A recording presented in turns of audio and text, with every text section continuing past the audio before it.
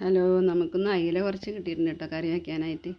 അത് അയിലെല്ലാം ഞാൻ മുറിച്ച് റെഡിയാക്കി വെച്ചിട്ടുണ്ട് കറി വയ്ക്കാനായിട്ട്. അതിലേക്ക് വേണ്ട തക്കാളി, ചെറിയ ഉള്ളി, പച്ചമുളകെല്ലാം അരിഞ്ഞ് വെച്ചിട്ടുണ്ട്. കുടംപുളി വെള്ളത്തിലിട്ട് വെച്ചിട്ടുണ്ട്.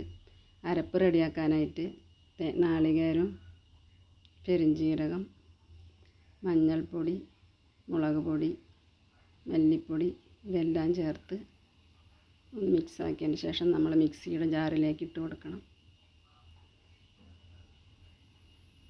അങ്ങനെ മിക്സിയുടെ ജാറിലേക്ക് ഇട്ട് കൊടുത്തിട്ടുണ്ട്. ഞാൻ അരച്ചെടുത്തിട്ട് വരാം. നമ്മുടെ അരപ്പെല്ലാം റെഡിയാക്കി വെച്ചിട്ടുണ്ട്.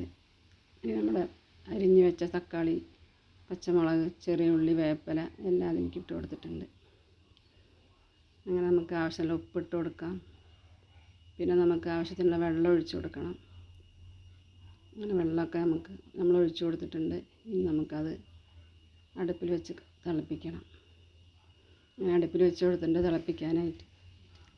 അങ്ങനെ തിളച്ച് വരുന്നുണ്ട്. നമുക്കതിലേക്ക് മീനിട്ട് കൊടുക്കാം. മീനൊക്കെ ഇട്ട് കൊടുത്തിട്ടുണ്ട്. അത് വറവിടാനായിട്ട് കുറച്ച് ചെറിയ ഉള്ളി ഞാൻ അരിഞ്ഞ് വെച്ചിട്ടുണ്ട്. നമ്മുടെ മീനൊക്കെ വെന്ത് വരട്ടെ. നമ്മുടെ മീനൊക്കെ വെന്ത് വന്നിട്ടുണ്ട് കേട്ടോ. നമുക്ക് വറവിടാനായിട്ടൊരു പാൻ അടുപ്പിലേക്ക് വയ്ക്കാം. അതിലേക്ക് കുറച്ച് വെളിച്ചെണ്ണ ഒഴിച്ച് കൊടുക്കാം. കുറച്ച് ഉലുവ ഇട്ട് കൊടുക്കാം.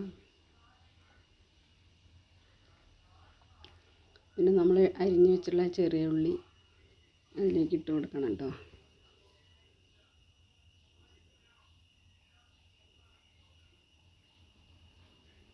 ചെറിയ ഉള്ളിയൊക്കെ ഇട്ട് കൊടുത്തിട്ടുണ്ട്. അതൊന്ന് മൂത്ത് വരണം, ബ്രൗൺ കളറായി വരണം.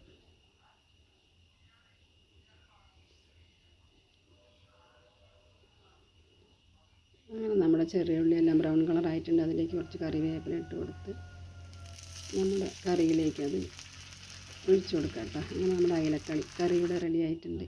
എല്ലാവരും ഒന്ന് ട്രൈ ചെയ്ത് നോക്കണം. ശരി.